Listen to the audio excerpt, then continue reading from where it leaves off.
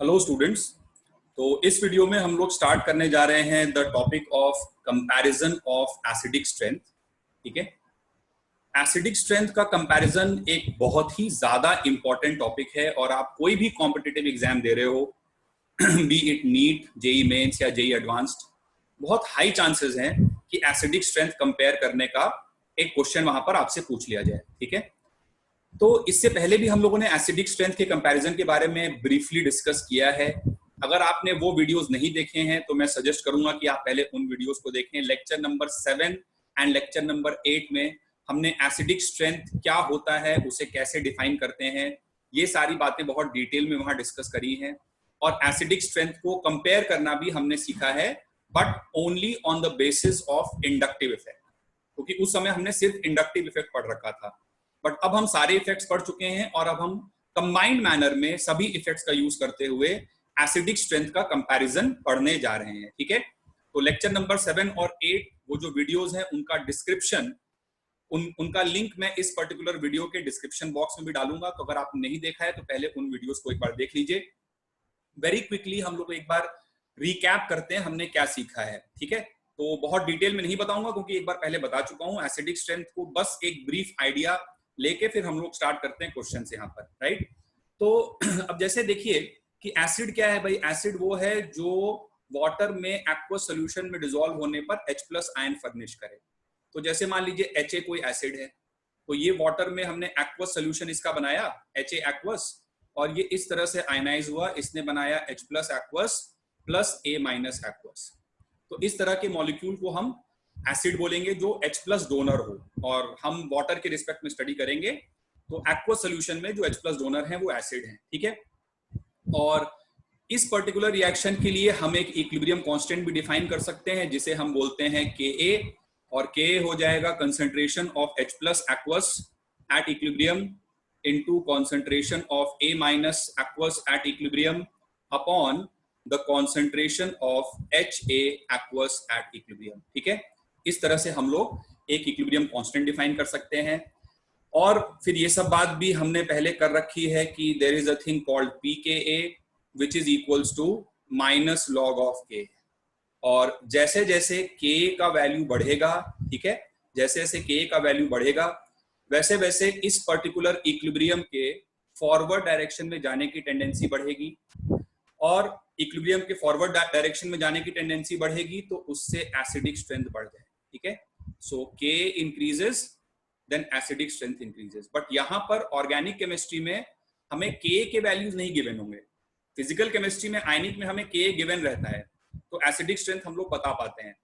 यहाँ पर हमको K नहीं गिवन होगा, हमें स्ट्रक्चर को देख करके और इलेक्ट्रॉनिक इफेक्ट्स को सोच करके एसिडिक स्ट्रेंथ कंपेयर करना होगा। ठीक है, तो K बढ़ेगा, एसिडिक स्ट्रेंथ बढ़ेगा, और ये बात भी ध्यान रखिए कि K बढ़ेगा तो pKa की वैल्यू कम हो जाएगी। ठीक है, तो we know all these concepts, इसलिए इनमें मैं बहुत ज्यादा डिटेल में नहीं जा रहा हूं। एसिडिक स्ट्रेंथ का एक मैथमेटिकल मीनिंग भी होता है, वो भी आपको लेक्चर 7 और 8 वाले वीडियोस में डिफाइंड मिल जाएगा, और वो भी वहां पर हमने डिफाइन डिस्कस किया हुआ है। ठीक है, तो एसिडिक स्ट्रेंथ बेसिकली अब क्या है, हम लोग कैसे सोचते हैं कि ये इक्विलिब्रियम जितना ज्यादा आगे जाएगा उतना उस एसिड की H+ देने की टेंडेंसी होगी, और जितना ज्यादा वो एसिड H+ देगा उतना ज्यादा वो स्ट्रॉन्ग एसिड माना जाएगा। ठीक है, और ये अगर एसिड है, Ha अगर एसिड है, तो ये A- कहलाता है इस एसिड का कॉन्जुगेट बेस, जिसको मैं Cb बोल दे रहा हूं। Cb मतलब कॉन्जुगेट बेस। ठीक है, और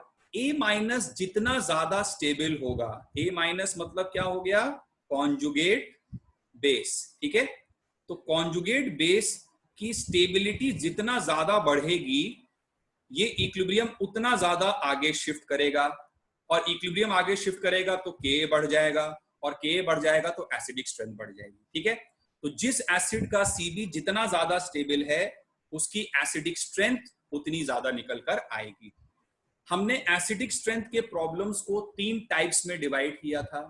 टाइप 1 था कि डोनर एटम सेम नहीं है, मतलब जहां से H+ निकल के आ रहा है वो अलग अलग है, और वो donor atoms top to bottom in a group है, लेट से, है ना।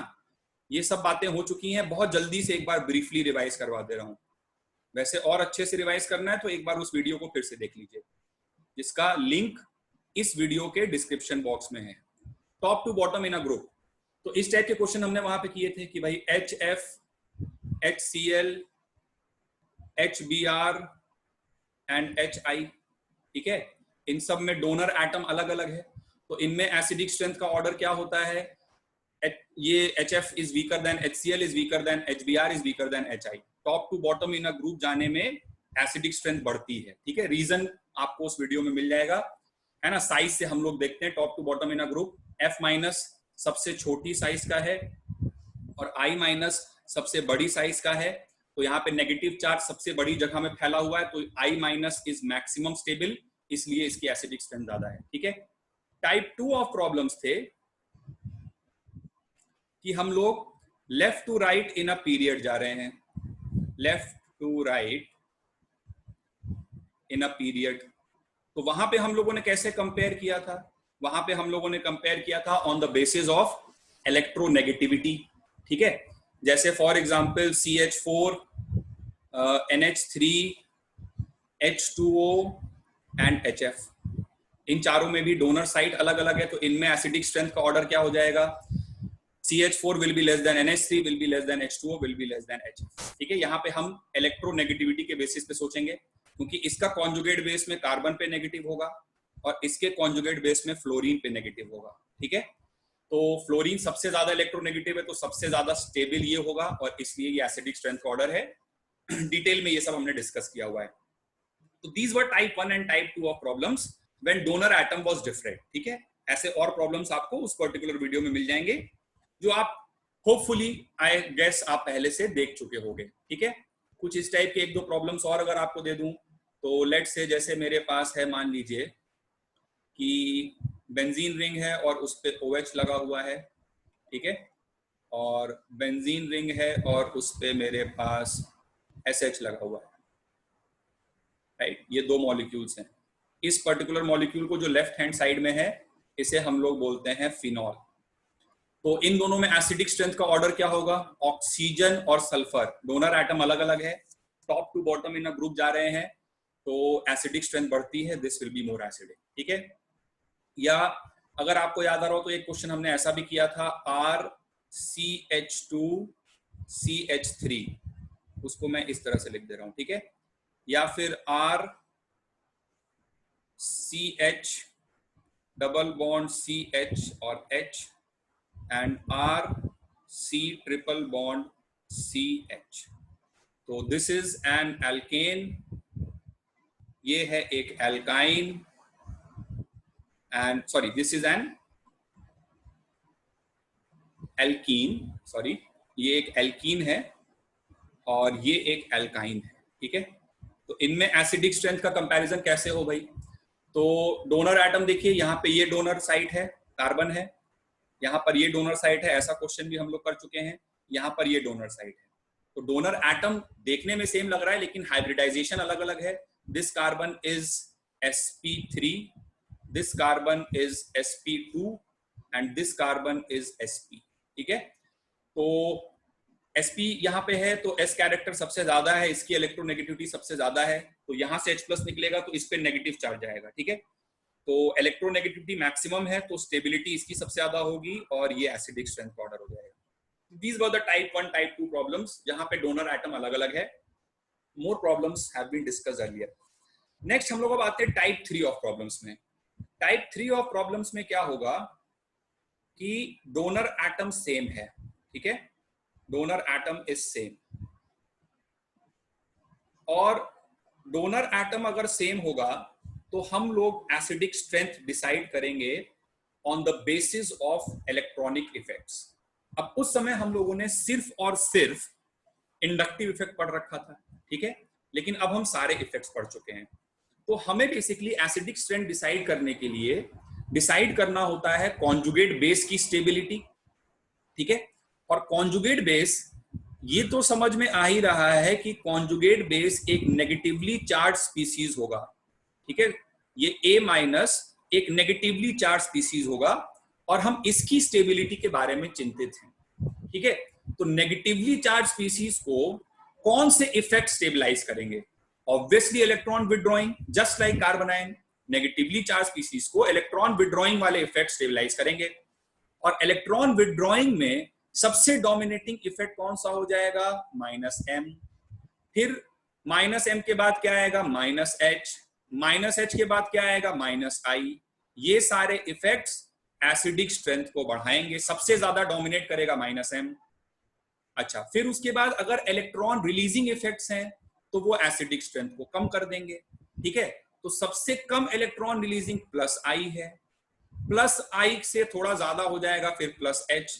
तो ये एसिडिक स्ट्रेंथ घटती जा रही है क्योंकि कॉन्जुगेट बेस की स्टेबिलिटी घटती जा रही है। और सबसे ज्यादा डीस्टेबलाइज करेगा +m क्योंकि वो स्ट्रॉन्गेस्ट इलेक्ट्रॉन डोनेटिंग इफेक्ट है। लेकिन इन सब के ऊपर पूरे ऑर्गेनिक केमिस्ट्री में यहाँ पे जो डोमिनेटिंग फैक्टर है वो आएगा एरोमेटिक।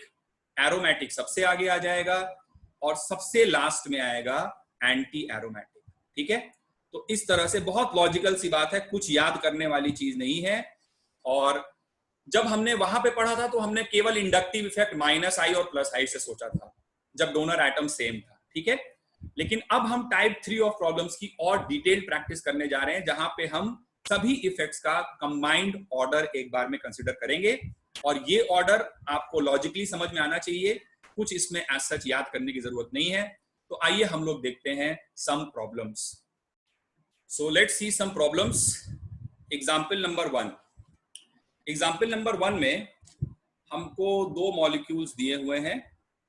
ठीक है, एक मॉलिक्यूल ये दिया है और दूसरा मॉलिक्यूल हमें ये दिया है। ठीक है, this is cyclopropene, this is cyclopentadiene. Cyclopropene, cyclopentadiene, इन दोनों की हमें एसिडिक स्ट्रेंथ कंपेयर करनी है। अब इनमें डोनर साइड क्या होगी भाई? जैसे मान लो ये वाले हाइड्रोजन है, ठीक है, ये दोनों हाइड्रोजन और ये दोनों हाइड्रोजन। तो अब इनमें हमको एसिडिक स्ट्रेंथ कंपेयर करनी है। तो हम क्या करें भाई, यहां से इस हाइड्रोजन को H+ की तरह निकाल दें, इस हाइड्रोजन को H+ की तरह निकालें। अब H+ की तरह जब निकालना है तो ये दोनों इलेक्ट्रॉन इस वाले कार्बन को दे दो और इस वाले हाइड्रोजन को भी H+ की तरह निकालो, तो ये दोनों इलेक्ट्रॉन ये वाले कार्बन को दे दो। तो बेटा देखो, इससे कॉन्जुगेट बेस क्या बनेंगे? कॉन्जुगेट बेस बना रहे हैं पहले वाले का, क्योंकि कॉन्जुगेट बेस की स्टेबिलिटी देखनी है हमें। ठीक है, तो कॉन्जुगेट बेस यहाँ पे बन गया ये वाला। ठीक है, साइक्लोप्रोपीन के केस में साइक्लोप्रोपीनाइल बोलेंगे और इसको बोलेंगे साइक्लोपेंटाडाइइनाइल अनायन। तो ये एक कॉन्जुगेट बेस बन गया। ठीक है, 2 कॉन्जुगेट बेस हमने बनाए। अब क्या लग रहा है तुम्हें, इतना तुम केमिस्ट्री पढ़ चुके हो इतने दिनों से, इन दोनों में कौन ज्यादा स्टेबल होगा? ऑब्वियसली ये साफ साफ नजर आ रहा है, this is anti aromatic with 4 pi electrons and this is aromatic with 6 pi electrons. तो ये कॉन्जुगेट बेस ज्यादा स्टेबल है, तो इसलिए ये वाला ज्यादा स्ट्रॉन्गर एसिड होगा। इसकी H+ लूज करने की टेंडेंसी ज्यादा होगी, क्योंकि ये जब H+ को यहां से कटाएगा, निकालेगा, तो ये एक एरोमेटिक अनायन बनाएगा। और ये तो बिल्कुल भी अपने H+ को लूज नहीं करना चाहेगा पहला वाला जो है, क्योंकि ये जब H+ को निकाल रहा है तो एक एंटी एरोमेटिक अनायन बना रहा है। तो इन दोनों में इसकी एसिडिक स्ट्रेंथ ज्यादा होगी। क्वेश्चन नंबर 2 की तरफ हम लोग आगे बढ़ते हैं। क्वेश्चन नंबर 2 हमें दिया हुआ है, एक मॉलिक्यूल ये दिया हुआ है, दूसरा मॉलिक्यूल हमें ये दिया हुआ है और तीसरा मॉलिक्यूल हमें ये दिया हुआ है। ठीक है, और इनमें एसिडिक हाइड्रोजन्स का जो साइट है वो भी मार्क्ड है। लेट्स से ये वाला साइट, यहाँ वाले एसिडिक हाइड्रोजन के साइट हैं। तो डोनर एटम हर जगह पर सेम है, देख लीजिए इस बात को। चलिए, अब आपको यहाँ पे कंपेयर करना है एसिडिक स्ट्रेंथ का ऑर्डर। तो कॉन्जुगेट बेस बना के देख लेते हैं शुरू के क्वेश्चंस में, आगे चल के आपको कुछ जल्दी जल्दी सोचना पड़ेगा। तो यहाँ पे कॉन्जुगेट बेस बनेगा ये वाला, लोन पेयर आ जाएगा, नेगेटिव चार्ज कार्बन पे, ये हाइड्रोजन H+ की तरह निकल गया। चलो, फिर उसके बाद यहाँ पर कॉन्जुगेट बेस बनेगा, इस हाइड्रोजन को H+ की तरह निकालो, तो ये पाई बॉन्ड प्रेजेंट है, यहाँ पे लोन पेयर आ जाएगा, नेगेटिव चार्ज, और इसका कॉन्जुगेट बेस इस तरह का बनेगा। ठीक है, ये हाइड्रोजन H+ की तरह चला गया, लोन पेयर आ गया, नेगेटिव चार्ज। चलो, कॉन्जुगेट बेसिस को जरा मिलाओ कैसे कैसे हैं। तो obviously this conjugate base is aromatic, ये वाला कॉन्जुगेट बेस एरोमेटिक है। ये वाला कॉन्जुगेट बेस, ये कार्बन sp3 है और ये वाला कार्बन भी sp3 है, तो प्लेनर तो नहीं हो सकता। So this is non aromatic and this is obviously non aromatic. ठीक है, तो जो एरोमेटिक वाला है उसका स्टेबिलिटी सबसे ज्यादा, तो उसका जो करस्पॉन्डिंग एसिड है वो सबसे स्ट्रॉन्गेस्ट एसिड, ठीक है। अच्छा, ये दोनों नॉन एरोमेटिक हैं, लेकिन इन दोनों में क्या डिफरेंस है भाई, इन दोनों की स्टेबिलिटी कैसे कंपेयर करोगे?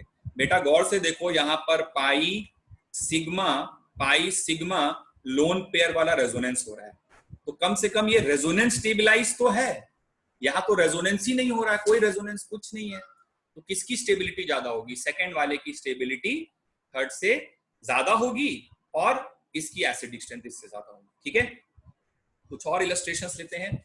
Let's move to example number 3, let's say, ठीक है। तो एग्जाम्पल नंबर 3 हमारे सामने है कि हमको दिया हुआ है एक मॉलिक्यूल जिसमें यहाँ पर ऑक्सीजन लगा हुआ है, ठीक है, और ऑक्सीजन हैज 2 लोन पेयर्स। और नेक्स्ट एग्जाम्पल हमें दिया हुआ है कि यहाँ पर बोरॉन लगा हुआ है, ठीक है।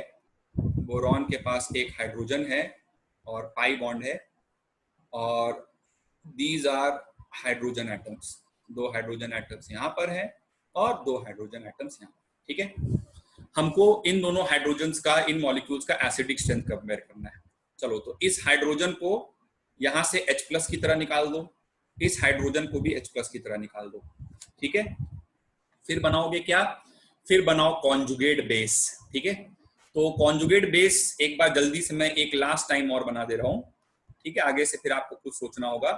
कॉन्जुगेट बेस अगर बनाते हो तो इसका कॉन्जुगेट बेस जो बनेगा, ठीक है, उसमें हो जाए, यहाँ पे लोन पेयर आएगा नेगेटिव चार्ज, और इसका कॉन्जुगेट बेस इस प्रकार का बनेगा, देख लो अच्छे से, बोरॉन यहाँ पे H, यहाँ पाई बॉन्ड और लोन पेयर और नेगेटिव चार्ज। चलो, ये बात बच्चों सभी को मालूम है कि बोरॉन के पास क्या होता है? Vacant orbital. ऑक्सीजन के पास क्या है? Lone pair.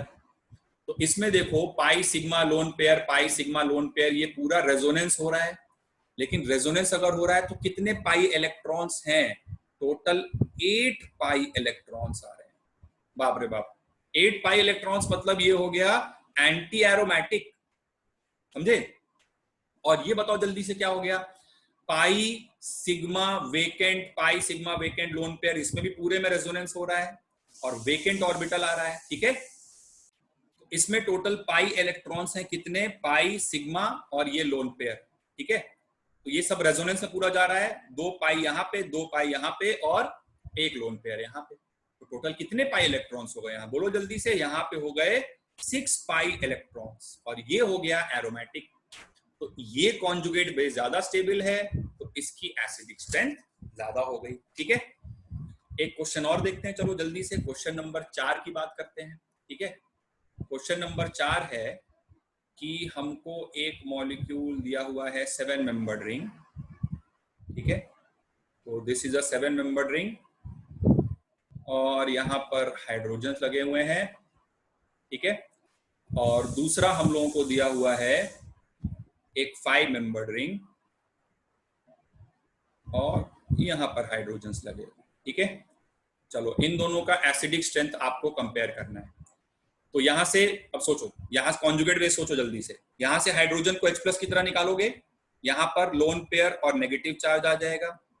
यहां से हाइड्रोजन को H+ की तरह निकालोगे, यहां पर लोन पेयर और नेगेटिव चार्ज आ जाएगा, ठीक है। हाइड्रोजन को मैं मिटा देता हूं एक बार के लिए, इस हाइड्रोजन को मिटा देता हूं, ठीक है। तो अब क्या हो गया, बोलिए भाई जरा। तो ये बन गया 8 पाई इलेक्ट्रॉन आ रहे हैं। तो कॉन्जुगेट बेस देखने में तो एंटी एरोमेटिक लग रहा है, लेकिन रिंग साइज 7 या ज्यादा में प्लेनैरिटी लूज कर देता है। तो रिंग साइज यहाँ पर 7 है, तो इसका कॉन्जुगेट बेस नॉन एरोमेटिक है, और इसका कॉन्जुगेट बेस तो एरोमेटिक है। समझ रहे हो बात को? तो फिर इसका कॉन्जुगेट बेस ज्यादा स्टेबल है, तो इस मॉलिक्यूल का H+ लूज करने का टेंडेंसी हाई रहेगा, क्योंकि वो जो कॉन्जुगेट बेस में जा रहा है वो एरोमेटिक है। तो ये वाला मॉलिक्यूल एक स्ट्रॉन्गर एसिड हो जाएगा, ठीक है। तो इस तरह से हम लोग बेसिकली एसिडिक स्ट्रेंथ को कंपेयर करेंगे। आइए कुछ और इलस्ट्रेशंस लेते हैं। Let's move to illustration number 5। कुछ और बढ़िया क्वेश्चन करते हैं। क्वेश्चन नंबर 5 है कि हमको कंपेयर करना है कार्बोक्सिलिक एसिड, ये हो गया, and RCH double bond CH single bond OH, ठीक है। तो इन दोनों मॉलिक्यूल्स का डोनर साइड देखिए, यहां भी OH से H+ निकलेगा, यहां भी OH से H+ निकलेगा। तो इन दोनों मॉलिक्यूल्स का हमको एसिडिक स्ट्रेंथ कंपेयर करना है। चलो कैसे सोचा जाए, अच्छा इसको हम लोग बोलते हैं इनॉल। कहां से नाम आया, C डबल बॉन्ड C मतलब एल्कीन, तो एल्कीन का आ गया EN और एल्कोहल का आ गया OL, तो उन दोनों को मिलाकर हमने बोल दिया इनॉल, एल्कीन प्लस एल्कोहल। और इसको तो आपको पता ही होना चाहिए, इसको हम लोग बोलते हैं कार्बोक्सिलिक एसिड, ठीक है। तो मैं एक बार जरा अगली स्लाइड पे जा रहा हूं, वहां पे इन दोनों के कॉन्जुगेट बेसेस बनाता हूं। तो कार्बोक्सिलिक एसिड का कॉन्जुगेट बेस बनेगा RC double bond O single bond O-, ठीक है। और इनॉल का कॉन्जुगेट बेस बनेगा RCH double bond O single bond O-। चलो बच्चों अब बताओ, रेजोनेंस तो इसमें भी हो रहा है और रेजोनेंस तो इसमें भी हो रहा है, दोनों में रेजोनेंस हो रहा है। लेकिन एक बड़ी मजे की बात है कि इसमें जब रेजोनेंस हो रहा है तो इक्विवेलेंट रेजोनेटिंग स्ट्रक्चर बनेंगे, लेकिन इसमें जब रेजोनेंस होगा पाई सिग्मा लोन पेयर तो इक्विवेलेंट रेजोनेटिंग स्ट्रक्चर नहीं बनेंगे, ये बनाएगा नॉन इक्विवेलेंट RS और ये बनाएगा इक्विवेलेंट RS। तो क्या याद आ रहा है, कुछ याद आ रहा है, इक्विवेलेंट रेजोनेंस अगर होता है तो स्टेबिलिटी बहुत ज्यादा होती है, तो ये कॉन्जुगेट बेस ज्यादा स्टेबल होगा। और यदि ऐसा है तो carboxylic acid will be a stronger acid than enol, carboxylic acid will be a stronger acid than enol, ठीक है। चलो नेक्स्ट इलस्ट्रेशन लेते हैं, नंबर 6 की तरफ बढ़ते हैं। नंबर 6 है कि हमको एक एसिड दिया हुआ है बेंजोइक एसिड, ठीक। बेंजोइक एसिड क्या है, बेंजीन रिंग पे C डबल बॉन्ड O और OH, और दूसरा एसिड हमें दिया हुआ है फिनॉल, ठीक है, बेंजीन रिंग और उस पे OH। चलो अब देखो यहां समझो बात को, दोनों जगह पे डोनर साइड तो सेम है, this is benzoic acid, very very important common name, please remember benzoic acid बहुत ज्यादा इंपॉर्टेंट है, सब बच्चों को याद रहना चाहिए। दिस इज फिनॉल, कौन ज्यादा एसिडिक होगा बताओ जल्दी। अब कॉन्जुगेट बेस बनाओ, कॉन्जुगेट बेस मैं देखो यही बना रहा हूं, ठीक है। तो कॉन्जुगेट बेस कैसे बनेगा, ये हाइड्रोजन निकल जाएगा यहां से और ये हाइड्रोजन यहां से निकल जाएगा, ठीक। तो कॉन्जुगेट बेस बना कुछ ऐसा कि यहाँ पे आ गया O-, ठीक है, और यहां पर आ गया एक लोन पेयर और आ जाएगा, ये हो गया फिनॉक्साइड आयन, ठीक है। तो ये कॉन्जुगेट बेस बने दोनों के, यहां पर होगा इक्विवेलेंट RS, रेजोनेंस तो दोनों जगह हो रहा है लेकिन यहां पर इक्विवेलेंट RS, और यहां पर फिनॉल की जब बेंजीन रिंग के साथ रेजोनेंस कराओगे तो रेजोनेंस तो होगी लेकिन नॉन इक्विवेलेंट RS बनेंगे। So benzoic acid will be a stronger acid than phenol, benzoic acid phenol से ज्यादा स्ट्रॉन्गर एसिड होगा because of equivalent RS in conjugate base, conjugate base ज्यादा स्टेबल है तो इसलिए इसकी एसिडिक स्ट्रेंथ ज्यादा है। बड़े इंपॉर्टेंट क्वेश्चंस हैं ये सारे के सारे।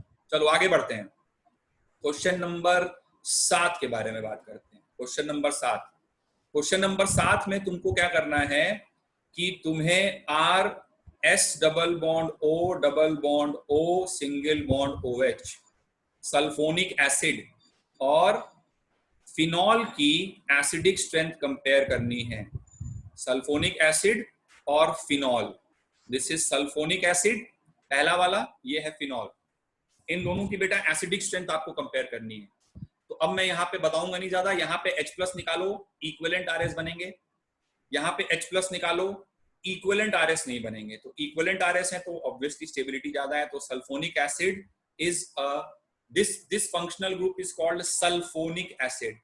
So sulfonic acids are stronger acids than phenol.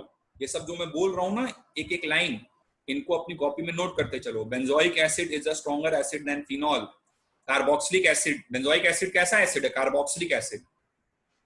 Carboxylic acid क्या होता है, COOH, ये फंक्शनल ग्रुप कहलाता है कार्बोक्सिलिक एसिड। आगे बढ़ते हैं बच्चों, ये कहलाता है सल्फोनिक एसिड, ठीक है।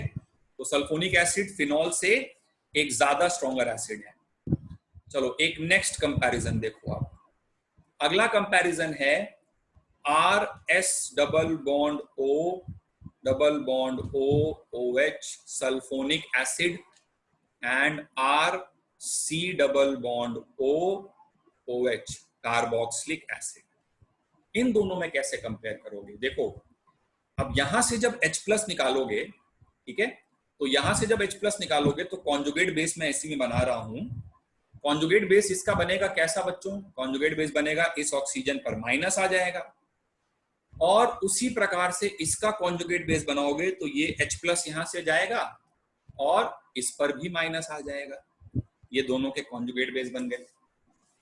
अब इक्विवेलेंट RS तो इधर भी है, इधर भी सारे इक्विवेलेंट रेजोनेटिंग स्ट्रक्चर बनेंगे, बना के देख लो, pi converts to lone pair converts to pi, और इक्विवेलेंट RS इसमें भी है। तब कैसे सोचा जाए, क्या लॉजिक लगाया जाए? कुछ फील आ रही क्या बोलने जा रहा हूं मैं? देखो यहां क्या होगा कि यहां पर 3 इक्विवेलेंट RS बनेंगे भाई, इस ऑक्सीजन से भी हो सकता है, इस ऑक्सीजन से भी हो सकता है, और यहां पर 2 इक्विवेलेंट RS बनेंगे। तो कौन सी अच्छी बात है, 3 इक्विवेलेंट RS बनना या 2 इक्विवेलेंट RS बनना? इसके 2 इक्विवेलेंट RS और इसके 3 इक्विवेलेंट RS बना के देखो जल्दी जल्दी, इसीलिए इतने डिटेल में रेजोनेंस पढ़ाया था ताकि ये सब खटाखट समझ में आए। बताओ क्या लग रहा है, कौन ज्यादा अच्छा होना चाहिए? बिल्कुल तुम सही सोच रहे हो, ये ज्यादा स्टेबल है और ये ज्यादा स्टेबल है। तो सभी बच्चे अपनी कॉपी में नोट करें, sulphonic acids are stronger acids than carboxylic acids. SO3H functional group COOH functional group से ज्यादा एसिडिक होता है। आगे बढ़ाते हैं बात को, डिस्कस करते हैं एग्जाम्पल नंबर 9। चलो एग्जाम्पल नंबर 9 है, सिंपल सा एग्जाम्पल है, RS double bond OH sulphonic acid and RSO2H S double bond O और OH, इन दोनों में तुम्हें एसिडिक स्ट्रेंथ कंपेयर करनी है। तो इसके भी कॉन्जुगेट बेस में इक्विवेलेंट RS हैं, इसके भी कॉन्जुगेट बेस में इक्विवेलेंट RS हैं, बट ये बनाएगा 3 इक्विवेलेंट RS और ये बनाएगा 2 इक्विवेलेंट RS। तो ज्यादा खुशी की बात सल्फोनिक एसिड के साथ है, तो it is a stronger acid. Example number 10, example number 10 में तुम्हें कंपेयर करना है HClO4 और HClO3, ठीक है, इसको क्या बोलते हैं? पर क्लोरिक एसिड, इसको क्या बोलते हैं? Chloric acid. इन दोनों की एसिडिक स्ट्रेंथ कंपेयर करनी है, तो मैं कॉन्जुगेट बेसिस बना देता हूं, Cl double bond O double bond O double bond O single bond O minus, ये बन गया इसका कॉन्जुगेट बेस, ठीक है। और HClO3 का बना देता हूं, HClO3 का ClO3 माइनस बनेगा, Cl double bond O double bond O और O माइनस और एक लोन पेयर। ये प्लेनर नहीं है, प्लेनर ये भी नहीं है, थोड़ा सा इसको एक काम करते हैं अच्छे से, थोड़ा ये देखने में प्लेनर जैसा महसूस हो रहा है, तो केमिस्ट्री में महसूस होना सही से बहुत जरूरी है। तो ऐसे बनाते हैं, Cl double bond O double bond O single bond O minus, ठीक है। अब आपको ये प्लेनर महसूस नहीं हो रहा होगा, ठीक है, ओके। तो coming back to the point, तो यहां पर देखिए क्या हो रहा है, यहां पर हमारे पास है क्या है, यहाँ पे इक्विवेलेंट RS है, लेकिन ये वाला पाई सिग्मा लोन पेयर सभी ऑक्सीजन के साथ लोन पेयर कर सकता, मतलब रेजोनेंस कर सकता है, ठीक है। तो यहाँ पे देखो, एक बार इस वाले से करा दो तो इस पे O माइनस चला जाएगा, ये पाई में आ जाएगा, फिर उधर जो माइनस आया इस पाई को इधर ले जाओ, लोन पेयर को पाई में कन्वर्ट करा दो, इस पे माइनस आ जाएगा, फिर इधर जो माइनस आया इस पाई को इधर कन्वर्ट कराओ, तो इस पाई को ले आओ लोन पेयर में और इस लोन पेयर को पाई में कन्वर्ट कर दो, ठीक है। तो आई होप सब लोग ये बात समझ गए होंगे कि यहां पर क्या होने वाला है, there will be 4 equivalent resonating structures my dear friends, और यहां क्या होने वाला है, यहां पर there will be 3 equivalent resonating structures my dear friends. तो ये ज्यादा स्टेबल है तो इसकी एसिडिक स्ट्रेंथ ज्यादा हो जाएगी, ठीक है। तो एक दो इलस्ट्रेशंस और लेते हैं, खूब प्रैक्टिस करते हैं एसिडिक स्ट्रेंथ पर, ठीक है। तो इलस्ट्रेशन नंबर 11 की तरफ हम बढ़ लिए। इलस्ट्रेशन नंबर 11 है कि हमारे पास एक मॉलिक्यूल हमें दिया हुआ है फिनॉल, ठीक है, और दूसरा मॉलिक्यूल हमें दिया हुआ है H2CO3, इनऑर्गेनिक एसिड होता है, ठीक है, कार्बोनिक एसिड बोलते हैं इसे। तो इन दोनों में ज्यादा स्ट्रॉन्गर एसिड कौन है? तो जरा H2CO3 का स्ट्रक्चर बनाओ, C double bond O, OH and OH, ये हो गया कार्बोनिक एसिड का स्ट्रक्चर। तो इसका कॉन्जुगेट बेस देखो कैसा बन जाएगा, इसका कॉन्जुगेट बेस बनेगा C double bond O, single bond O minus, single bond O minus, और देखते ही समझ में आ गया होगा इक्विवेलेंट RS। इनफैक्ट मैंने रेजोनेंस की थ्योरी भी कार्बोनेट अनायन को लेकर ही चालू करी थी। और इसका कॉन्जुगेट बेस बनाओ, तो इसका कॉन्जुगेट बेस कैसा बनेगा भाई, इसके कॉन्जुगेट बेस में बेंजीन रिंग और यहां पर आएगा O माइनस। तो रेजोनेंस तो हो रहा है, रेजोनेंस हो रहा है, बट नॉन इक्विवेलेंट RS है, नॉन इक्विवेलेंट RS है, तो ज्यादा स्टेबल होगा ये, इसलिए ज्यादा स्ट्रॉन्गर एसिड होगा ये। सब बच्चे इस बात को नोट करें that carbonic acids are stronger acid than phenol, या phenol is a weaker acid than carbonic acid, ठीक है। तो आइए कुछ और इलस्ट्रेशंस करते हैं। चलिए, तो आइए इन इलस्ट्रेशंस में हम लोग अब कंपेयर करते हैं एसिडिक स्ट्रेंथ का ऑर्डर। इस बात पे गौर करिए कि हर केस में जो डोनर साइट है वो सेम ही है।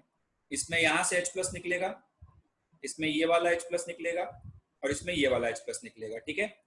जो कॉन्जुगेट बेस बनेगा उसमें इस ऑक्सीजन पर माइनस आएगा, यहाँ पे इस ऑक्सीजन पे माइनस आएगा, इसमें इस ऑक्सीजन में माइनस आएगा। चलिए, इस कॉन्जुगेट बेस में पाई सिग्मा लोन पेयर, पूरा एक्सटेंसिव रेजोनेंस हो रहा है। रेजोनेंस तो यहां पर भी हो रहा है लेकिन कम हो रहा है, पाई सिग्मा लोन पेयर, और इसमें बिल्कुल भी रेजोनेंस नहीं हो रहा है। तो कॉन्जुगेट बेस की स्टेबिलिटी जितनी ज्यादा, एसिडिक स्ट्रेंथ उतनी ज्यादा। So this will be the order of acidic strength. इसमें देखिए, this is the donor side and this is the donor side, ठीक। यहां से H+ निकलेगा, इस ऑक्सीजन पे माइनस, यहां से H+ निकलेगा, इस ऑक्सीजन पे माइनस। इस कॉन्जुगेट बेस में भी रेजोनेंस है, इधर भी रेजोनेंस है, लेकिन यहाँ पर pi sigma lone pair, extended conjugation है ज्यादा दूर तक, और यहाँ पे पाई सिग्मा लोन पेयर, सिर्फ इतने में ही रेजोनेंस हो रहा है, ठीक है। तो कौन ज्यादा स्टेबल है, पहला वाला, तो इसलिए इसकी एसिडिक स्ट्रेंथ ज्यादा। जितना स्टेबल कॉन्जुगेट बेस उतना ज्यादा एसिडिक स्ट्रेंथ। चलो यहाँ पे देखो, यहाँ से ये डोनर साइट है, H+ निकलेगा, इस कार्बन पे नेगेटिव आएगा, ये डोनर साइट है, यहां से H+ निकलेगा, इस ऑक्सीजन पर नेगेटिव आएगा, ठीक है। तो अब देखिए, इक्विवेलेंट RS तो यहां भी बनेंगे, इक्विवेलेंट दोनों ही कार्बोक्सिलिक एसिड हैं, तो दोनों जगह पर इक्विवेलेंट RS बनेंगे, यहां पर भी इक्विवेलेंट RS, ठीक। अब डिफरेंस क्या है? डिफरेंस यहाँ पे इस पाई बॉन्ड का है, ठीक। यहाँ पर पाई बॉन्ड नहीं है कोई, यहाँ पे सिर्फ एक सिग्मा बॉन्ड है। क्या ये पाई बॉन्ड इसके साथ रेजोनेंस कर रहा होगा? जी नहीं, क्योंकि पाई सिग्मा बीच में दो सिग्मा है, तो ये रेजोनेंस तो नहीं कर रहा होगा। जो रेजोनेंस है वो मॉलिक्यूल के इतने ही हिस्से में हो रहा है, C double bond O minus and C double bond O minus, और वो दोनों जगह पर सेम है। तो लेकिन इस कार्बन का sp2 होने के नाते -I इफेक्ट तो कंसीडर करेंगे ना हम लोग। C double bond C sp2 है, हाईली इलेक्ट्रोनेगेटिव, मतलब sp3 से तो ज्यादा ही इलेक्ट्रोनेगेटिव है, तो इसका -I इफेक्ट हम लोग कंसीडर करेंगे। और अगर -I इफेक्ट कंसीडर करेंगे तो इसकी एसिडिक स्ट्रेंथ ज्यादा हो जाएगी, क्योंकि -I एक इलेक्ट्रॉन विड्रॉइंग इफेक्ट है, और अगर वो इलेक्ट्रॉन विड्रॉइंग इफेक्ट है तो कॉन्जुगेट बेस नेगेटिवली चार्ज है, उसकी स्टेबिलिटी बढ़ाएगा। यहां पर तो ऐसा कोई इफेक्ट नहीं लग पा रहा है, there is no effect of this type over here, ठीक है। तो ये अपने -I स्ट्रेंथ की वजह से, -I इफेक्ट की वजह से कार्बनाइन की स्टेबिलिटी बढ़ाएगा, कार्बनाइन नहीं सॉरी, कॉन्जुगेट बेस की स्टेबिलिटी बढ़ाएगा, और कॉन्जुगेट बेस की अगर स्टेबिलिटी बढ़ाएगा तो उसकी वजह से एसिडिक स्ट्रेंथ बढ़ जाएगी, ठीक है। चलो, यहाँ पे डोनर साइट ये रही और डोनर साइट ये रही, ठीक है। H+ निकलेगा, O- आएगा, यहाँ पे O- आएगा। ये क्या है? ये फिनॉल है, ठीक है। बेंजीन रिंग से OH लगा रहता है तो उसको खास दर्जा देते हैं phenol, and this is a normal alcohol, ठीक है। तो यहाँ पे O- बनेगा, कोई रेजोनेंस नहीं होगा, लेकिन यहाँ पे बेंजीन रिंग के साथ रेजोनेंस होगा। So phenols are stronger acid than alcohols. Phenol जो है वो एसिड से, फिनॉल जो है वो अल्कोहल से ज्यादा स्ट्रॉन्गर एसिड्स होते हैं। Phenols are stronger acid than alcohols. सब बच्चे इसको नोट करेंगे, ठीक है। चलो एक इलस्ट्रेशन और लेते हैं, एग्जाम्पल नंबर 16। ठीक है, तो एग्जाम्पल नंबर 16 हमारे सामने है कि क्वेश्चन एक बार नोट करिए सब लोग। तो क्वेश्चन कुछ इस प्रकार है कि हमारे पास एक मॉलिक्यूल दिया हुआ है, बेंजीन रिंग है, और उससे जुड़ा हुआ एक 5 मेंबर्ड रिंग है। ठीक है, इस टाइप से एक मॉलिक्यूल दिया हुआ है और ये उसमें 5 बॉन्ड्स लगे हुए हैं, राइट। और ये हैं हाइड्रोजन्स जिनको निकाल रहे हैं, और दूसरा दिया हुआ है एक और बेंजीन रिंग है और उससे एक 6 मेंबर्ड रिंग लगी हुई है, पाई सिग्मा पाई, और यहाँ पर पाई लगा हुआ है, और ये वाला हाइड्रोजन है जिसे हम लोग निकाल रहे हैं।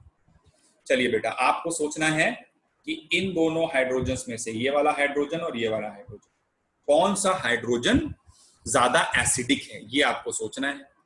तो देखो बेटा क्या होगा, ये हाइड्रोजन जब H+ बन के निकलेगा तो यहाँ पे कार्बन आयन आएगा, और ये हाइड्रोजन जब H+ बन के निकलेगा तो यहाँ पे कार्बन आयन आएगा। ठीक, अब इस कार्बन आयन में रेजोनेंस तो हो रहा है, ठीक है, और इस कार्बन आयन में भी जो H+ बन के निकला, तो इस कॉन्जुगेट बेस में या कार्बन आयन बोल सकते हैं इस केस में, क्योंकि कार्बन पे नेगेटिव आ रहा है, तो यहां पर भी रेजोनेंस हो रहा है। ठीक है, लेकिन यहां पे जब आया, जैसे ही यहाँ पे मतलब लोन पेयर आया, नेगेटिव चार्ज आया, तो इस वाली रिंग में देखो ये पाई, इस पाई को इधर भी तो ले सकते हो। ठीक है, तो ये पाई पाई और यहाँ पर लोन पेयर, तो ये वाली रिंग बेसिकली क्या हो गई, एरोमेटिक हो गई। इस रिंग ने एरोमेटिसिटी प्राप्त कर ली, लेकिन इस रिंग में एरोमेटिसिटी, यहां तो रेजोनेंस हो रहा है लेकिन एरोमेटिसिटी तो नहीं आ सकती है, क्योंकि ये वाला जो कार्बन का एटम है, this carbon atom is what, this is sp3 hybridised. ठीक है, और अगर ये sp3 हाइब्रिडाइज्ड है तो रेजोनेंस तो हो रहा है यहाँ पे, लेकिन इसमें एरोमेटिसिटी नहीं आ सकती है। एरोमेटिसिटी यहाँ पर आना पॉसिबल नहीं है, रेजोनेंस हो रहा है लेकिन एरोमेटिसिटी पॉसिबल नहीं है। So this will B undoubtedly more acidic. अच्छा, नेक्स्ट देखिए क्या है कि एक बड़े इंपॉर्टेंट टाइप ऑफ क्वेश्चंस होते हैं जहां पर हम लोगों को फिनॉल या उसके डेरिवेटिव्स की एसिडिक स्ट्रेंथ कंपेयर करनी होती है, फिनॉल और उसके डेरिवेटिव्स की। ठीक है, डेरिवेटिव से मतलब है कि फिनॉल पे ही कुछ आपने, फिनॉल में ही कुछ चेंजेस करके एक दूसरा स्ट्रक्चर बना दिया, और ये बड़े इंपॉर्टेंट टाइप ऑफ क्वेश्चंस होते हैं। This is basically a type of question जहां पे हम लोग फिनॉल और उसके डेरिवेटिव्स की एसिड स्ट्रेंथ कैसे कंपेयर करनी है, ये अब हम लोग सीखने जा रहे हैं, एंड बहुत ज्यादा इंपॉर्टेंट, इसलिए मैंने अलग से लिख भी दिया है। ठीक है, तो बच्चों देखो फिनॉल क्या होता है ये हम लोग को मालूम है। ठीक है, बेंजीन रिंग पर OH आप लगा दो तो इस मॉलिक्यूल को हम लोग फिनॉल बोलते हैं, and phenols are we know weaker acids than carboxylic acids. ठीक है, ये कंपैरिजन हम पहले ही कर चुके हैं। कार्बोक्सिलिक एसिड क्या होता है, RC≡OH, तो इन दोनों में ज्यादा स्ट्रॉन्गर एसिड कौन है, कार्बोक्सिलिक एसिड है। This comparison has been done. हम यहाँ पे फिनॉल के अंदर ही अलग अलग चीजें लगा करके एसिडिक स्ट्रेंथ को कंपेयर करेंगे, और लॉजिक सिर्फ इतना सा रहेगा, लॉजिक सिर्फ इतना सा रहेगा कि जितना ज्यादा कॉन्जुगेट बेस स्टेबल उतनी ज्यादा एसिडिक स्ट्रेंथ। बेसिक लॉजिक ये रहेगा, more is the stability of conjugate base the more will be the acidic strength. तो हमें फिनॉल और उसके डेरिवेटिव्स की एसिडिक स्ट्रेंथ कंपेयर करना सीखना है। ठीक है, तो पहला क्वेश्चन लीजिए, आपके सामने रहा, फिनॉल है और उस पे मैंने पैरा पोजीशन पर लगाया CH3। अब यहाँ पे तुम्हें रेजोनेंस वगैरह अच्छे से पढ़ने का इमेंस फायदा मिलेगा, इमेंस, तुम सोच भी नहीं सकते हो कितनी जल्दी तुम्हारा दिमाग चलेगा। ठीक है, यहाँ पे लगाया CD3। ये सब जितने भी मैं क्वेश्चंस कराने जा रहा हूं, ये सभी क्वेश्चंस कभी ना कभी किसी ना किसी कॉम्पिटिटिव एग्जामिनेशंस में या तो आए हुए हैं और या तो आने वाले हैं। ठीक है, या तो ये आ चुके होंगे, ठीक है, और या ये आने वाले समय में किसी एग्जाम में आएंगे। So all of them are very very important. चलो, तो ये 3 फिनॉल है तुम्हारे सामने, पैरा पोजीशन पर लगा है CH3, CD3, CT3, तीनों फिनॉल है। ये बार बार बताने की आवश्यकता नहीं है कि डोनर साइड क्या है, सेम है, यहाँ भी डोनर साइड ये, डोनर साइड ये, डोनर साइड ये। चलो पैरा पोजीशन से कौन सा इफेक्ट लगेगा?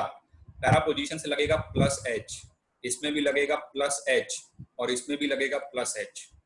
ठीक है, प्लस एच इफेक्ट अगर लगेगा तो कॉन्जुगेट बेस नेगेटिवली चार्ज है, तो एसिडिक स्ट्रेंथ को तो क्या करेगा भाई, घटा देगा। लेकिन सबसे ज्यादा प्लस एच किसका लगेगा? CH3 का, क्योंकि CH बॉन्ड वीकेस्ट होता है, उसकी लेंथ सबसे ज्यादा होती है। तो CH3 का प्लस एच सबसे ज्यादा है, तो ये वीकेस्ट एसिड होगा और फिर ये होगा, फिर ये होगा। This will be the relative order of acidic strength. ठीक है, क्वेश्चन नंबर 2 पकड़ो। क्वेश्चन नंबर 2 में मैंने क्या किया कि फिनॉल एक लिया, ठीक है, और इस फिनॉल में मैंने पहले तो मेटा पोजीशन पर लगाया CH3। ठीक, एक फिनॉल मैंने और लिया और इस फिनॉल में मैंने, सॉरी मैं मेटा बोल गया, पैरा पोजीशन पर लगाया CH3। ठीक, एक फिनॉल और लिया जिसमें मैंने मेटा पोजीशन पर लगाया CH3, और एक और मैंने दूसरा फिनॉल लिया जिसमें मैंने ऑर्थो पोजीशन पर लगाया CH3। ठीक, तो ये 3 फिनॉल है, एक में पैरा पर CH3 लगा हुआ है, एक में मेटा पर CH3 लगा हुआ है, और एक में ऑर्थो पर CH3 लगा हुआ है। तुमको क्या करना है भाई, तुमको बताना है इनकी एसिडिक स्ट्रेंथ का ऑर्डर। ठीक, चलो सोचते हैं। पैरा पोजीशन से कौन सा इफेक्ट लगेगा? Plus H. ऑर्थो पोजीशन से कौन सा इफेक्ट लगेगा? Plus H. मेटा पोजीशन से कौन सा इफेक्ट लगेगा? सिर्फ प्लस आई। तो तीनों ही इलेक्ट्रॉन रिलीजिंग है, डोनेटिंग है, लेकिन ये रिलेटिवली कम है। ठीक है, प्लस आई वीकर इफेक्ट है ना भाई, तो ये अगर कम है, वीकर इफेक्ट है, तो इसकी एसिडिक स्ट्रेंथ होगी सबसे ज्यादा। ठीक है, अच्छा फिर यहां पे आ जाओ। पैरा में और ऑर्थो में जो प्लस एच लग रहा है वो तो सेम है, क्योंकि जो हाइपर कॉन्जुगेशन है वो एक प्रकार का रेजोनेंस है और वो डिस्टेंस डिपेंडेंट नहीं होता है। तो CH3 ग्रुप चाहे पैरा पर हो या CH3 ग्रुप चाहे ऑर्थो पर हो, दोनों जगह से वो जो प्लस एच लगाएगा वो तो सेम ही लगाएगा। अब डिफरेंस किस में आएगा? CH3 का और कौन सा इफेक्ट होता है? और इफेक्ट होता है प्लस आई। और कौन सा इफेक्ट होता है? प्लस आई। ठीक, प्लस आई डिस्टेंस डिपेंडेंट है, और अगर वो डिस्टेंस डिपेंडेंट है जो कि सिग्मा इलेक्ट्रॉन के थ्रू ऑपरेट कर रहा है, ठीक है, समझ रहे हो, यहाँ पे O माइनस आया होगा कॉन्जुगेट बेस में और ये सिग्मा इलेक्ट्रॉन डेंसिटी इसको भेज रहा है, तो वो ऑर्थो पोजीशन पे ज्यादा डोमिनेट करेगा, और ऑर्थो पोजीशन पे ज्यादा डोमिनेट करेगा तो इसकी स्टेबिलिटी कम हो जाएगी, यानी कि सेकेंड नंबर पे एसिडिक स्ट्रेंथ होगी पैरा वाले की, और थर्ड नंबर पे एसिडिक स्ट्रेंथ होगी ऑर्थो वाले की। ठीक है, this is very very important, ये सब आपको खूब अच्छे से आना चाहिए। ठीक है, आइए, इसलिए मैं बहुत धीरे धीरे आराम से उसी चीज को बार बार बता के भी आपको डिस्कस कर रहा हूं। आइए अगला इलस्ट्रेशन उठाते हैं, एग्जाम्पल नंबर 3। एग्जाम्पल नंबर 3 में हमारे पास है फेनॉल।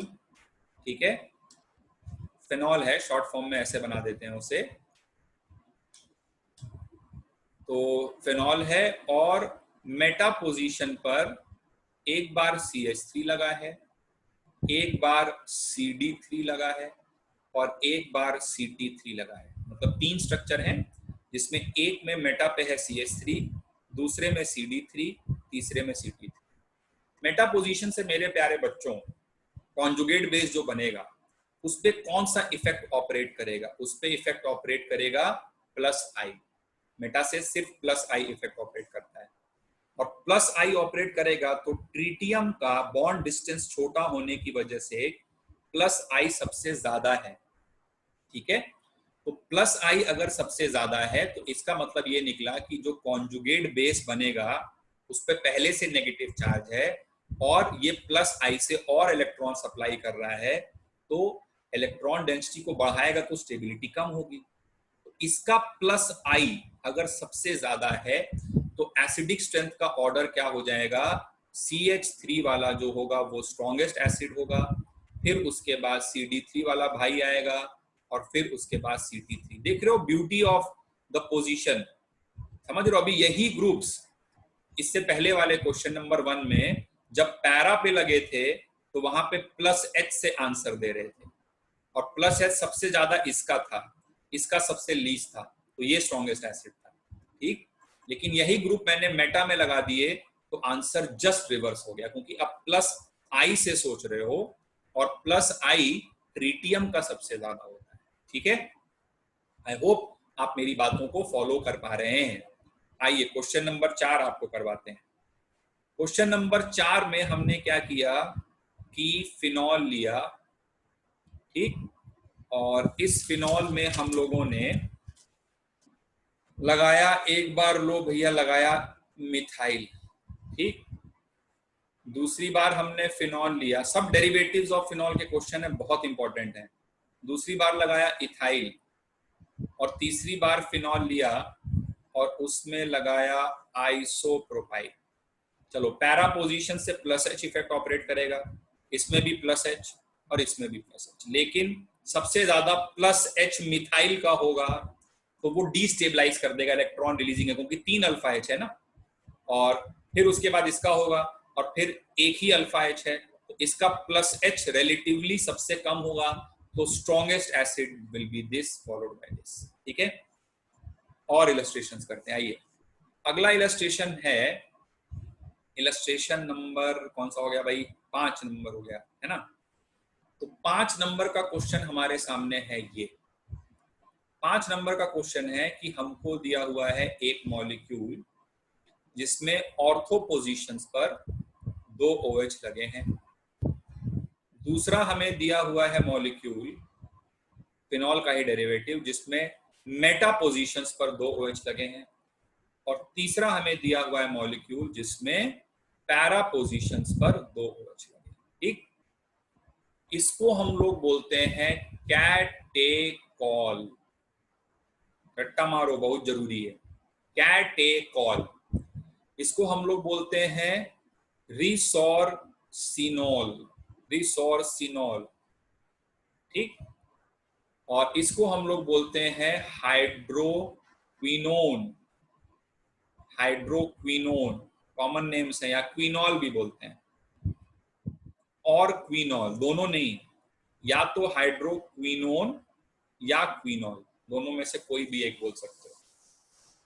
तो बेटा तुमको ये 3 मॉलिक्यूल्स दिए हुए हैं, तो ये तीनों ही फिनॉल के डेरिवेटिव्स हैं, तुमको क्या करना है, एसिडिक स्ट्रेंथ का ऑर्डर निर्धारित करना है। What will be the order of acidic strength. चलो देखो, तो डोनर साइड तो सेम है भैया तीनों में, ठीक है, किसी भी एक को डोनर मान लो और दूसरा क्या हो गया, सब्स्टिट्यूएंट हो गया। तो ये कौन सा इफेक्ट लगा रहा है, ऑर्थो पोजीशन पर है, तो ये लगा रहा है +M, greater than oxygen is more electronegative than carbon, तो सिग्मा इलेक्ट्रॉन से लगा रहा है -I। अच्छा, ये कौन सा इफेक्ट लगा रहा है, पैरा पोजीशन पर है, तो ये भी लगा रहा है +M ग्रेटर देन -I। और ये है मेटा पोजीशन पर, तो ये अगर मेटा पोजीशन पर है तो ये कौन सा इफेक्ट लगा रहा है, ये +M तो नहीं लगा पाएगा, ये केवल और केवल सिग्मा इलेक्ट्रॉन से ऑपरेट करेगा और ये सिर्फ -I का। तो सबसे मजबूत स्ट्रॉन्गेस्ट एसिड -I लगाएगा तो कॉन्जुगेट बेस की स्टेबिलिटी को बढ़ाएगा, तो सबसे मजबूत एसिड हुआ नंबर 1, ये this is the strongest acid. ठीक, चलो बाकी दोनों में सोचो, ऑर्थो में भी +M लग रहा है, पैरा में भी +M लग रहा है, ठीक, लेकिन +M तो दोनों जगह सेम लग रहा है, +M is same at both the places, it is not distance dependent. अब डिफरेंस क्या है, डिफरेंस है -I का, और -I डिस्टेंस डिपेंडेंट है, तो यहाँ पे जब O- आएगा तो सिग्मा इलेक्ट्रॉन के थ्रू ऑपरेट करते हुए ये -I ऑर्थो पे कुछ डोमिनेट कर जाएगा पैरा वाले की तुलना में, क्योंकि ये दूर है, तो इसका -I जो सिग्मा इलेक्ट्रॉन से लगेगा वो दूर होने के कारण उतना इफेक्टिव नहीं होगा। +M तो दोनों जगह पे सेम था, लेकिन यहाँ पर -I चूंकि डिस्टेंस डिपेंडेंट है तो ज्यादा होगा, इसलिए नंबर 2 पे एसिडिक स्ट्रेंथ होगी इसकी, और नंबर 3 पर एसिडिक स्ट्रेंथ होगी इसकी। ठीक है, कुछ और क्वेश्चंस हम लोग करते हैं। Let's practice illustration number 6। तो नेक्स्ट इलस्ट्रेशन नंबर 6 देखिए, ये है, इसको मैंने थोड़ा सा शॉर्ट हैंड मैनर में लिख दिया है। जैसे फिनॉल तो आपको समझ में आ ही गया होगा, और उससे देखिए ये OCH3 लगा हुआ है, इस तरह से मैंने इसको बना दिया है। ऑब्वियसली आप पहली बार देखोगे तो आपके मन में सवाल आएगा, सर ये तो समझ में ही नहीं आ रहा कि ऑर्थो पे है कि मेटा पे है ना। तो वो एक शॉर्ट हैंड नोटेशन है, ऐसे बीच में मैंने लाइन खींच दी है और नीचे OMP करके लिख दिया है। तो OMP मतलब एक स्ट्रक्चर है जिसमें ऑर्थो में होगा, एक स्ट्रक्चर है जिसमें मेटा में होगा, और एक स्ट्रक्चर है जिसमें पैरा में प्रेजेंट होगा। ठीक है, अगेन आपको एसिडिक स्ट्रेंथ का ऑर्डर बच्चों सोचना है। तो क्या लगता है भाई, क्या होना चाहिए एसिडिक स्ट्रेंथ का ऑर्डर? तो देखिए, बिल्कुल OCH3 जो है वो बिल्कुल OH जैसा ही तो ग्रुप है, जैसे पिछले वाले एग्जांपल में हमने किया था, बिल्कुल सेम उसी टाइप का है। अगर मेटा पर होगा तो सिर्फ माइनस आई लगेगा, तो सिर्फ माइनस आई लगेगा तो मेटा वाले की एसिडिक स्ट्रेंथ ज्यादा हो जाएगी। अच्छा, ऑर्थो या पैरा पर होगा तो प्लस एम लगेगा, लेकिन और सेम लगेगा दोनों जगह पे, लेकिन ऑर्थो पर माइनस आई ज्यादा होगा। ठीक है, तो ऑर्थो वाले की एसिडिक स्ट्रेंथ उसके बाद होगी और लास्ट में हो जाएगी पैरा वाले की। ठीक है, so this will be the order of acidic strength. ठीक है, आइए एक इलस्ट्रेशन और लेते हैं, इलस्ट्रेशन नंबर 7। इलस्ट्रेशन नंबर 7 हो गया कि हमारे पास एक फिनॉल है और इस फिनॉल में लगा हुआ है NO2 group, N double bond O, coordinate bond O। ठीक है, और इस NO2 में इधर लगा है CH3 और इधर लगा है CH3। ठीक है, चलिए फिर उसके बाद देखिए दूसरा है, एक और फिनॉल है, OH लगा हुआ है बेंजीन रिंग में, और यहां पर हमारे पास लगा हुआ है C ट्रिपल बॉन्ड N, और इधर लगा है CH3। अच्छा क्वेश्चन है ये भी, और इधर भी लगा है CH3।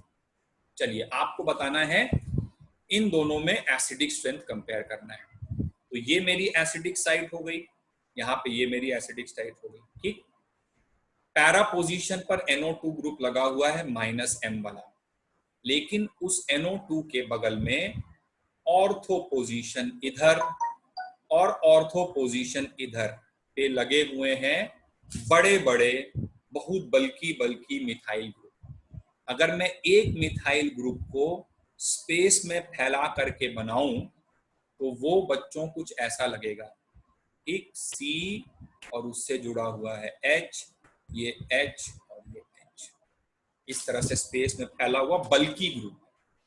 तो अब ये क्या करेगा, ये इधर से NO2 को रिपल्शन मारेगा, ये इधर से NO2 को ये भी रिपल्शन मारेगा, और यहां पर होगा SIR, और इस SIR की वजह से ये जो NO2 वाला ग्रुप है रिपल्शंस को अवॉइड करने के लिए ये प्लेन से रोटेट कर जाएगा।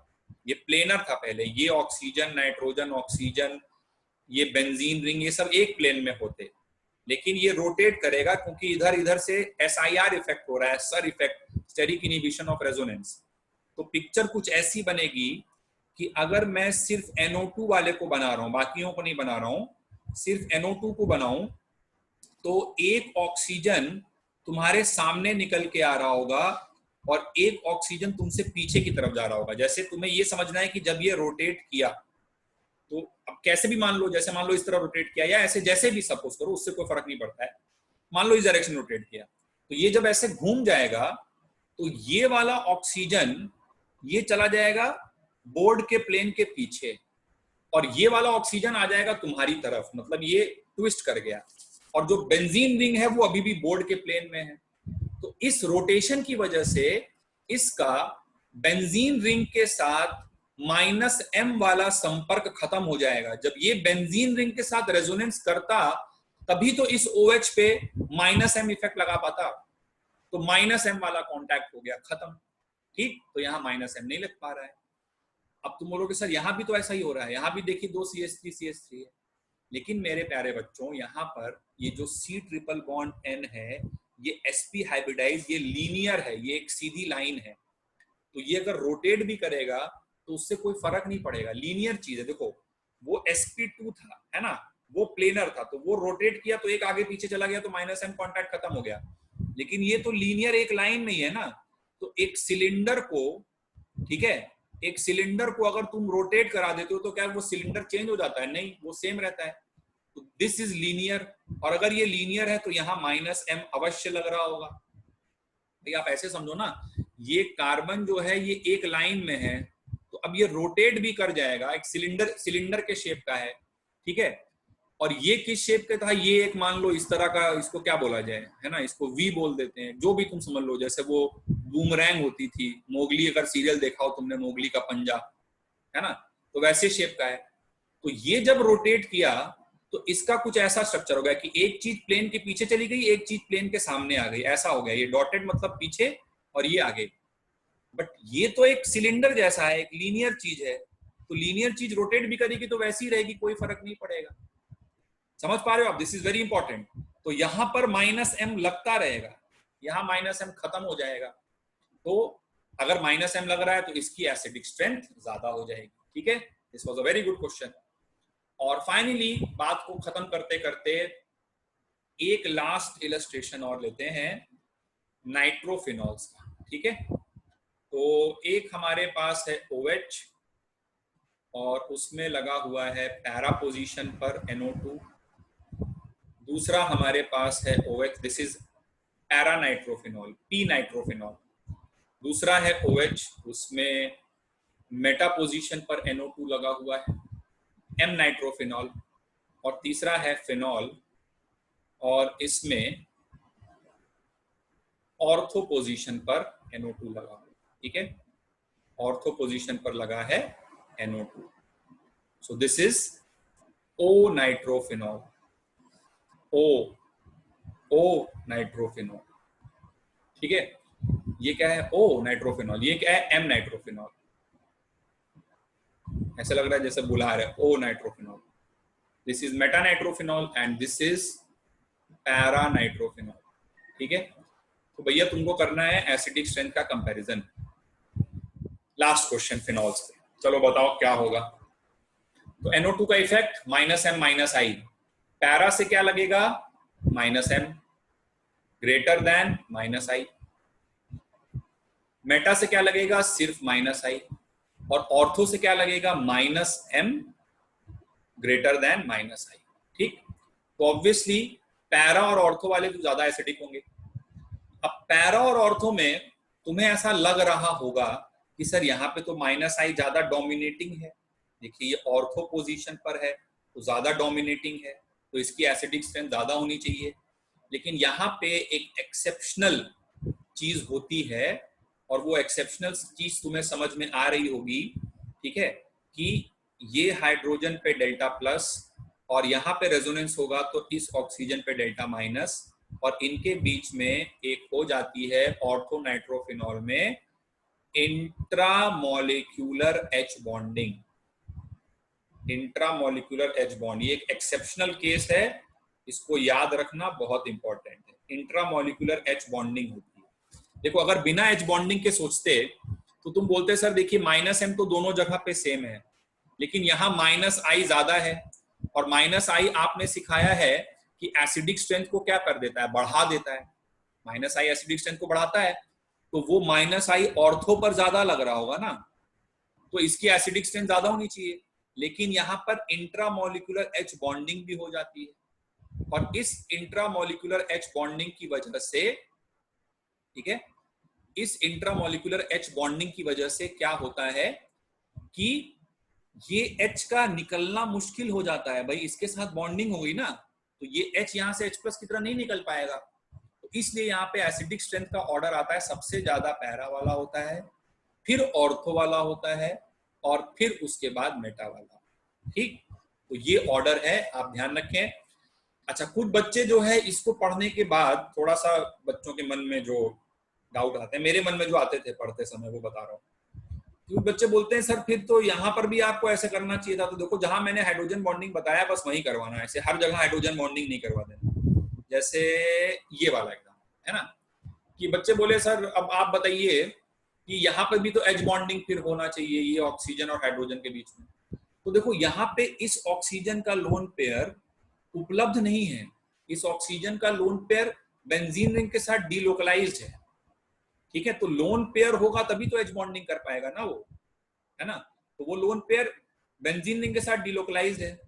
लेकिन इस वाले ऑक्सीजन पे क्या है, ये N डबल बॉन्ड O वाला ऑक्सीजन है, ठीक है, और N डबल बॉन्ड वो O वाला ऑक्सीजन है, तो पाई को ऑक्सीजन की तरफ ले जाओगे तो इस पे माइनस चार्ज आएगा रेजोनेंस में, तो इस पे माइनस, और ये डेल्टा प्लस, तो ये इंट्रामोलिकुलर एज बॉन्डिंग की वजह से इसकी एसिडिक स्ट्रेंथ लग रही थी 1 होनी चाहिए, लेकिन हो जाती है कितनी, 2 हो जाती है।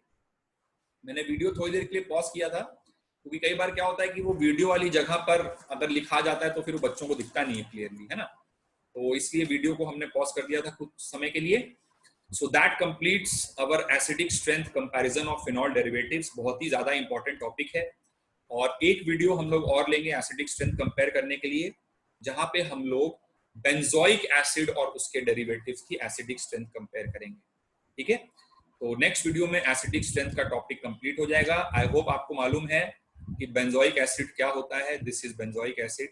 तो जैसे अभी फिनॉल एंड डेरिवेटिव्स का कंपेयर करना सीखा, अगली क्लास में बेंजोइक एसिड एंड डेरिवेटिव्स का कंपैरिजन सीखेंगे।